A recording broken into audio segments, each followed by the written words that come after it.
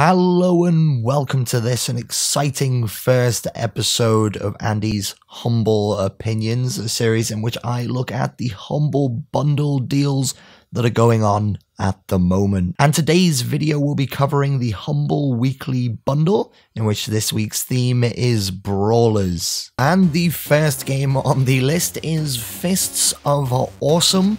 Now, I could kind of describe this game as hipster lumberjack shirt wearing bear fighting simulator 2014 to 2015, of course, because now we're in 2015. Now, this game, I'm gonna kind of go out on a limb here and say it was purely created because somebody turned around and went, how cool would it be if we had a lumberjack, which his name, by the way, is Tim Burr, Tim B-E-R-R, Timber.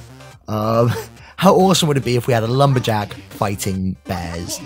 Now, to be honest, I think that that's a flimsy kind of base to put a game onto. It kind of sounds very, very critical, but I feel like this is what this game is kind of doing. It's kind of coasting along on its humor factor as opposed to its actual gameplay, because I feel like the gameplay is a little bit one-dimensional. What I did find myself doing whilst playing was relying purely on the standard punch attack.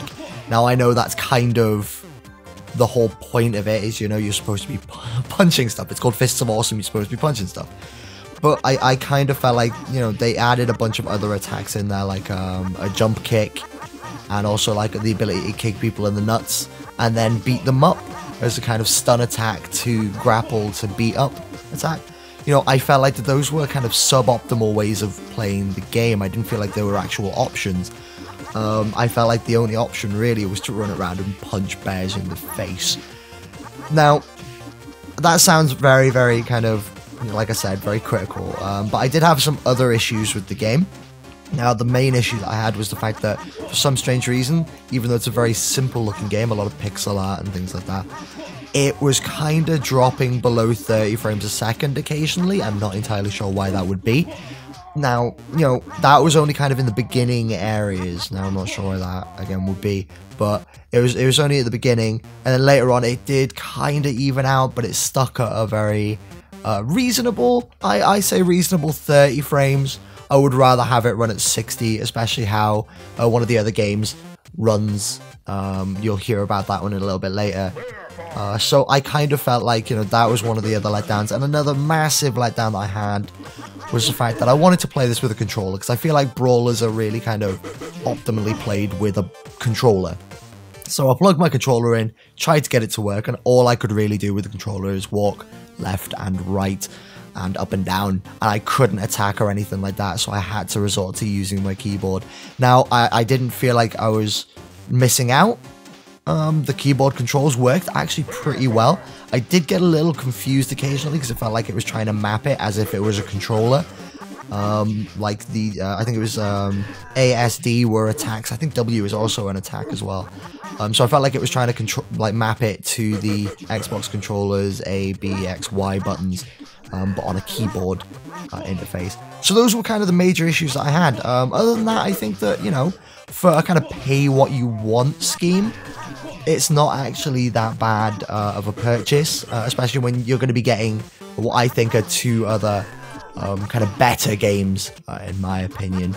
So Fists of Awesome, I wouldn't say it doesn't feel awesome to play. That's another thing. Like I said, all you're doing really is punching bears in the face, and the only thing that's really kind of awesome about it, in kind of inverted commas, is the comedy factor, which, to be honest, like I said, basing the game on comedy alone is a very flimsy reason, and that comedy is going to kind of wear a little bit thin, and you're kind of going to be wondering why you're playing a little bit. So that's Fists of Awesome by I Fight Bears. This shouldn't be your only reason to pick up this bundle. And the next game is Reaper, A Tale of a Pale Swordman. Now, this game is pretty darn adorable. I actually really, really love the art style in this here game. I mean, it's bright, it's vibrant, it's got a very good art style, unlike kind of Fists of Awesome, which relies on a very kind of 16/30, 8/16-bit, not 32, 16/8-bit style. This one has a very kind of nice, artistic, colorful style. You know, it's got a lot kind of going for it, and the cutscenes are designed in a very kind of storybook-esque fashion, you know, with very beautifully drawn pieces kind of showing the narrative. Now, the combat in this is very kind of jump up, attack people, try and get them kind of juggling in the air a little bit, which feels very satisfying. I love to juggle in kind of brawlers like this, where you hit them up into the air, jump up, and then kind of hit them a lot. Now, I felt like the variety of attacks that were on kind of display here were pretty good. I mean, you've got like a forward dash, a back dash, you have the ability to do a upward cut and a downward cut. Now, the way that you actually use those, which is kind of a weird mechanic, I don't think I've ever actually seen this being done, is you'll actually approach an enemy and you will automatically attack them. No matter what you're pressing, you will always attack an enemy when you're close enough. Now, what automatically attacking does actually increase your rage meter, which would bring up kind of skulls in the top of the screen. And what you do with those is you spend them on those extra attacks, like, you know, dashing forwards, dashing backwards, doing a kind of ground stomp or jumping in the air and doing like a downward slash to bring enemies down to your level and things like that. I think that's an absolutely fantastic way, because it makes the special attacks become almost like a resource that you have to kind of earn by fighting and attacking enemies in an automatic fashion. Now, I really like that. Now, another thing that this game's kind of got going for it is the fact that as you progress, you get level ups, and those level ups are actually kind of gained by picking from tarot cards, which denote what kind of area you want to upgrade. Now, another pretty good thing about it is the fact that every time you level up, those tarot cards are different. So you can't turn around and go, this level I'm going to increase my attack damage, and then the next level I'm going to increase this because I know that card's going to come up. No, every time you level up, the cards change. So one time you might be increasing your attack damage, but then the next time you might be like, well, actually my attack damage was pretty okay on that one. Now I've got this really cool card that says if I do my basic attack, I get an extra skull or something. You know, I only got to, I think, 2 level ups, and I think the ones that I picked were purely damage based, and I wanted to give you a bit more of a wider example. So I think that's a really cool way of kind of leveling up and obfuscating the level up rather than do it via pure numbers. It's kind of got a tarot card style. It still gives you the numbers and the stats that you're going to be doing, but in a kind of nicer way. Now, there is a kind of overworld. Now, I found that I was playing with the controller with this one, and the controller works brilliantly. It's kind of really well done.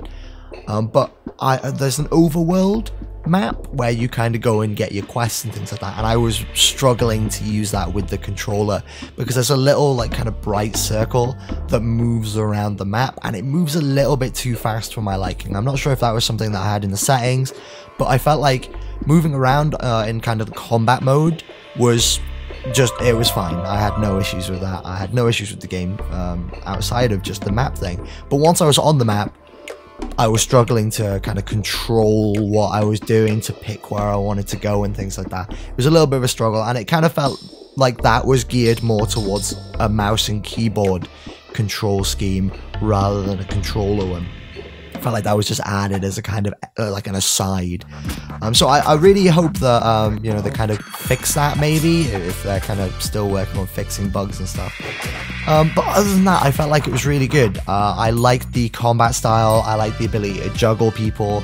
My favorite level actually was the one where there's just a F-ton of bees, and all you really have to do is you jump up, and then when you multi-tap A, it makes you do a spin attack, which is absolutely fantastic, especially when you have loads of bees, because they swarm towards you, you jump up, you do like your multi-attack, like your spinning attack, and then it's just so satisfying to see money flying out of them everywhere. It's absolutely fantastic. I really enjoyed this game. I would definitely say this would be second on my list of reasons to get this. Now, the first one is coming up in a moment. So that was Reaper, A Tale of a Pale Swordman by Hexage. And the final game in the kind of pay what you want bracket of the Humble Bundle sale is Super Combo Man. Now this game is by far what I consider the best within this bracket. I absolutely adore this game.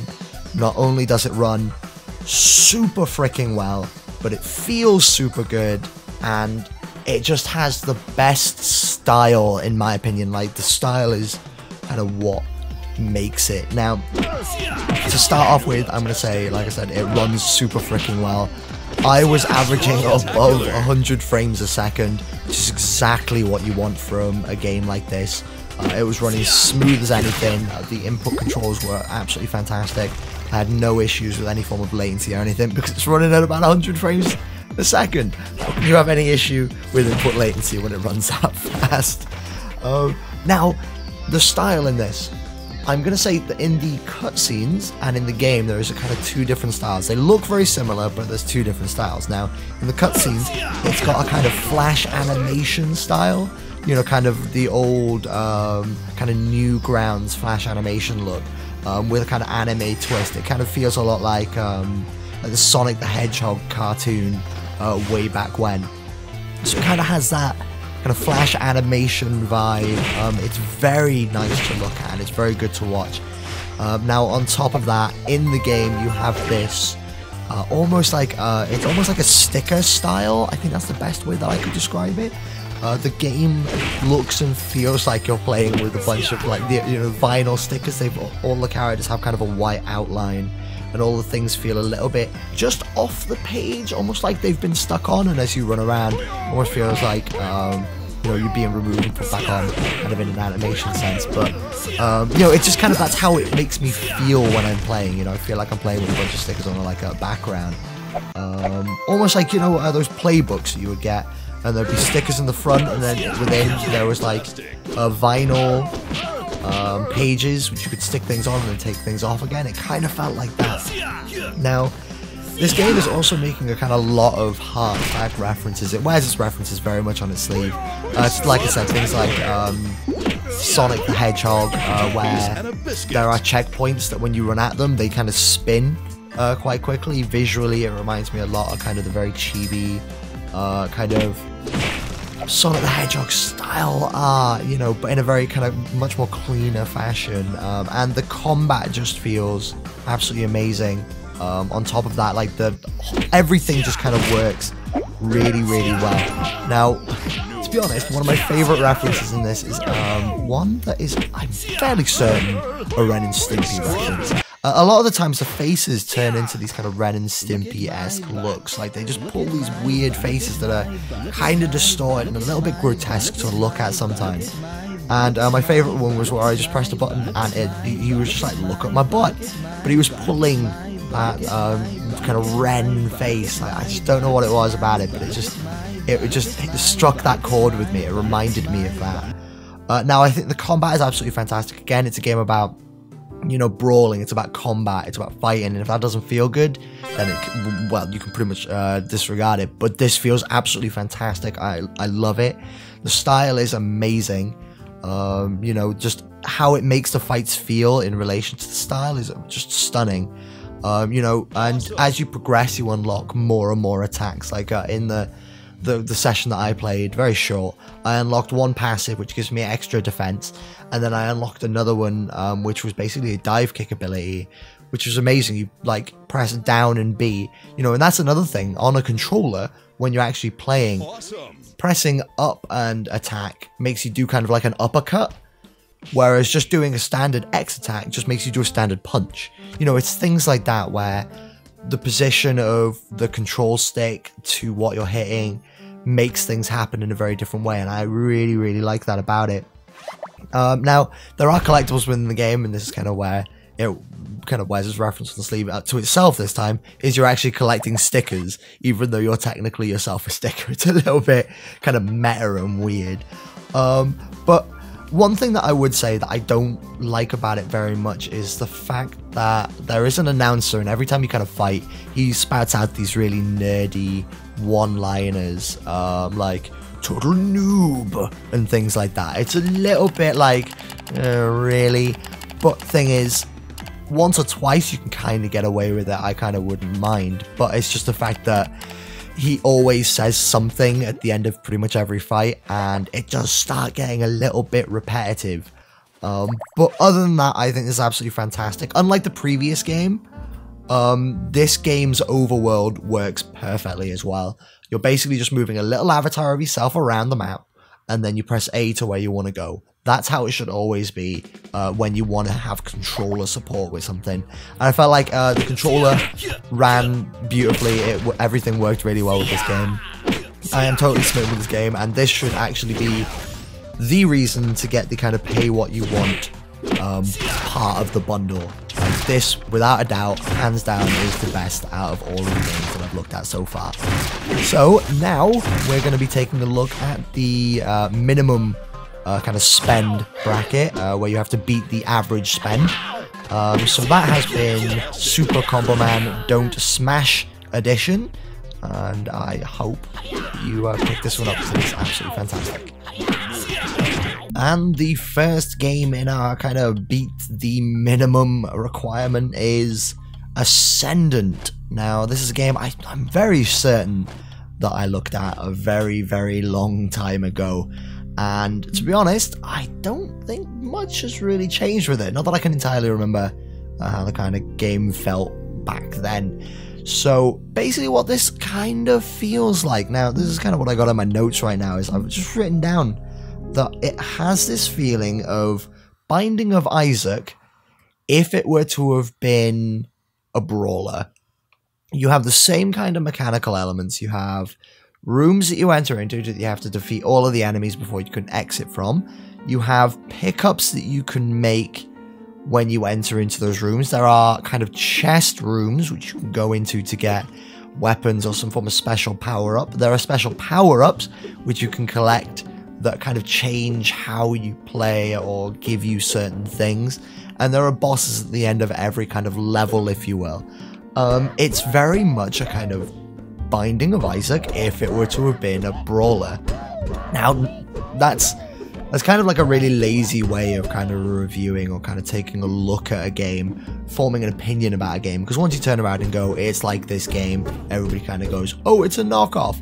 Not entirely, because basically what it's attempting to do is, yeah, it's using those mechanics of, say, like Binding of Isaac, the roguelite or roguelikes, or procedural death labyrinth, as they've been referred to now. You know, it's using those, and it's kind of doing it in its own way. It's using its own kind of mechanical style of the brawler.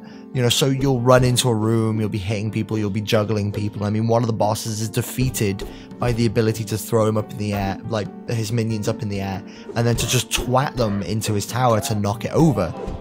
You know, so there are kind of ways of, it uses its own mechanics, its own style to kind of make that gameplay, which I think is quite interesting. Now, the one thing that I did notice when I was playing, and I don't know if it's because I'm just terrible at fucking roguelikes, right, or roguelites, or procedural death labyrinth, however you freaking want to call them, is that the second enemy, which was the Maw, as it's referred to, was really tough for me. I couldn't get past that one. I don't know if it's, I just need to practice a little bit more, and I just need to figure out its patterns and things like that.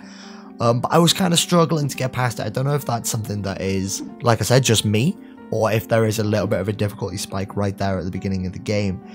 Now, killing enemies, I believe, should be done quickly. Not necessarily, like, you know, for all enemies, right? I think that the base enemies should be killable really, really quickly. Why? Because it feels good to be able to run into a room and go, I know that enemy, I can kill him in 1 to 2 hits, right?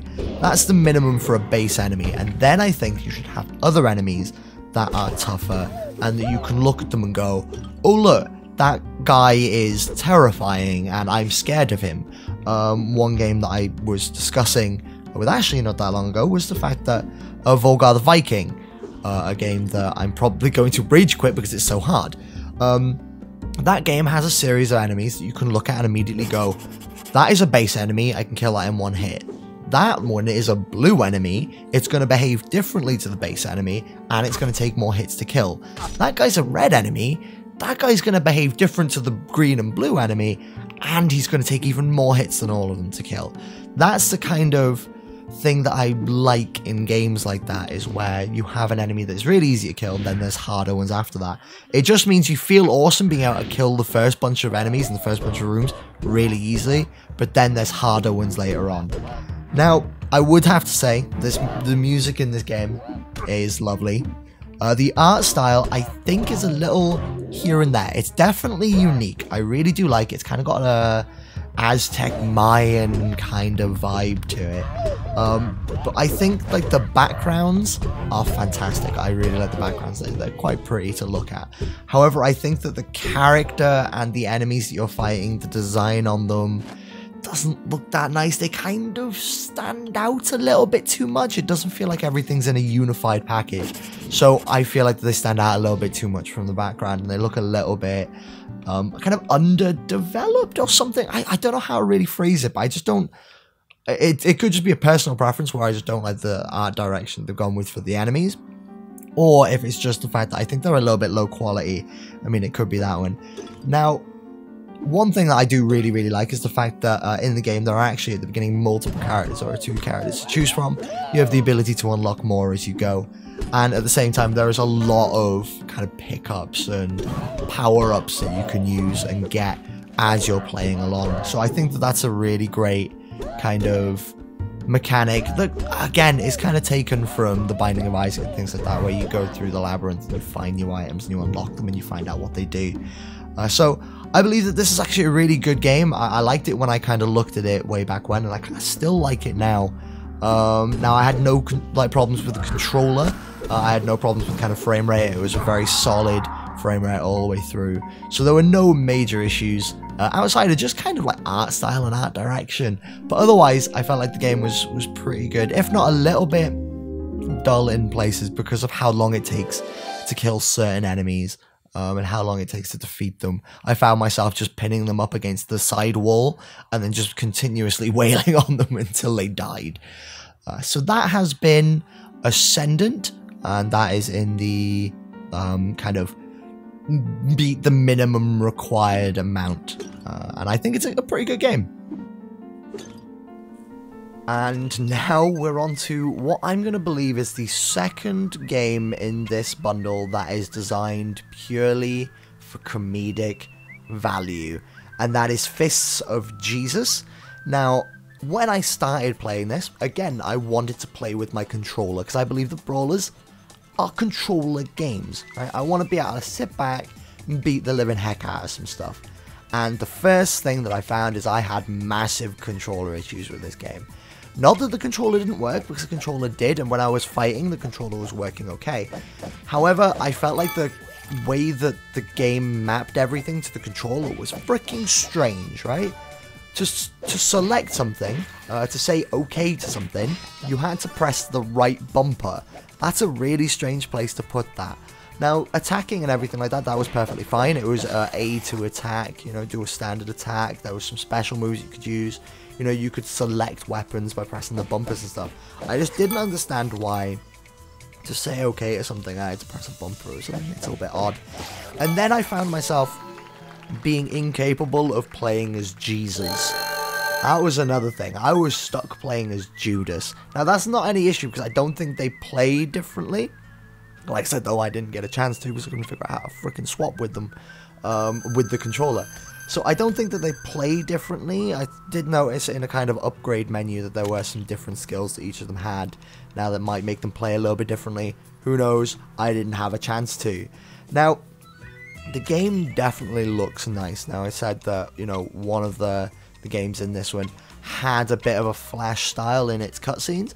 This one just feels like a goddamn Flash game on Facebook. I mean, it's got the kind of star system, like for how well you did in a battle. It's got a kind of mini-map that shows those stars.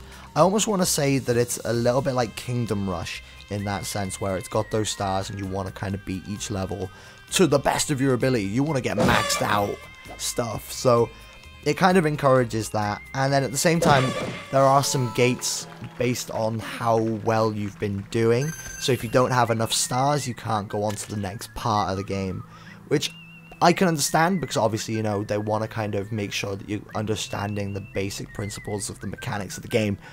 But at the same time, I never liked barring people from being able to do something based on the number of freaking stars they've got. That's something that I've never been a massive fan of. So outside of, you know, major kind of controller issues where I just couldn't understand why I had to have the controller done in a certain way, I could rebind it, but I didn't kind of want to rebind it and then find out that it was going to be broken again, and then I'd have to do all of this, that, and the other. I just thought I'd figure out how to use that controller as it is now. But outside of that, there were no kind of major issues. Actually, outside of, it looks really nice, except for when you do kind of special attacks. That when the camera zooms in on the character that you're playing as, there is a little bit of a scaling issue, where the characters just look a little bit blurry. They don't have the same kind of crisp, clean look that they do when you're just fighting in a standard way. But outside of those two major issues, it was running fine. It was running at a sweet 60 frames a second. It might have dropped down to like 58 occasionally when there was a little bit of stuff on the screen, but that's a non-issue really, because it's still running pretty close to a 60 frames per second.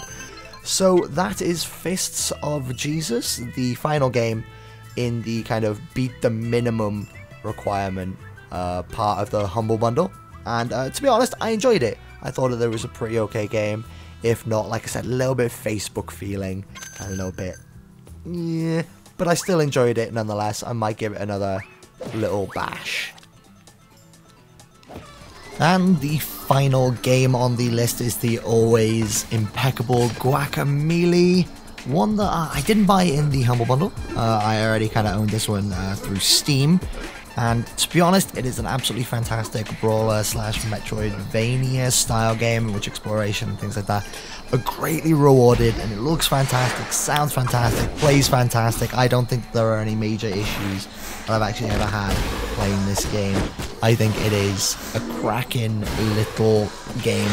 And by little, I'm actually being a little bit like, you know, I'm underselling it a little bit there. It's not a little game, it is actually quite a big game. It's got hundreds of levels, so much replayability, because, you know, you're constantly trying to do your time a little bit better, trying to get it done quicker. It almost feels like this game would be perfect for somebody to speed run. Fairly certain they already have, probably. Now, I absolutely adore this game. I have a lot of fun with it. One of the only downsides that I would have with this game is the fact that there is actually technically a multiplayer within it. Now, the last time that I tried to play the multiplayer in this, I did not like it at all. I thought that the multiplayer felt a little bit tacked on. The other player was more of a hindrance rather than an actual asset. You know, instead of there being specific areas where, you know, there has to be a second person there, it just felt like you could do it on your own, and it probably would have worked out better doing it on your own. So I think that the multiplayer was possibly a little bit tacked on, which is a bit of a shame, because I would have loved to have played this with somebody else rather than just on my own. But of course, you know, you can't get everything that you want these days, and, you know, the multiplayer for what it is, you know, if you're looking for something that is going to be a frustrating and almost tacked on experience, then the, you know, multiplayer in that is spot on. That's exactly what you want, and that's what you're going to get. But otherwise, I think this is an absolutely fantastic game, and to be fair, for the price that they're actually asking for, which is £8, you can't go wrong, because then you're going to be getting all of the other games that I kind of covered in this, including one extra one, which, like I said, I can't cover because I don't own it. I didn't pick up the $8 Humble Bundle package, which is Double Dragon Neon, which once again is a brawler made by WayForward. And it kind of just has this retro feel, kind of like, you know, Streets of Rage vibe, just purely by the trailer. So it could be quite an interesting little game experience there as well. So that has been the Humble Bundle weekly sale. The theme is Brawlers. Like I said, for $8 you get yourself Guacamelee. You also get yourself Double Dragon Neon, and then all of the other games that I've covered here today. And this is going to be going for another 6 days as of recording this. 6 days, 2 hours, 40 minutes, and 44 seconds. to be exact. So I have been Andy. You've been awesome. Thank you very much for watching, and I hope that this has given you something to think about. Maybe helped you decide on whether or not you feel like picking up stage 1, stage 2, or stage 3 of the bundle. But I definitely feel like, you know, a Super Combo Man is really freaking good for pay what you want. Ascendant is pretty nice if you're looking for a brawler roguelike, and Guacamele is by far the best game out of all of them, for polish and everything like that, and it is definitely well worth $8. So I have been Andy. Like I said, you've been awesome. Thank you very much for watching, and I will catch you guys next time. Goodbye.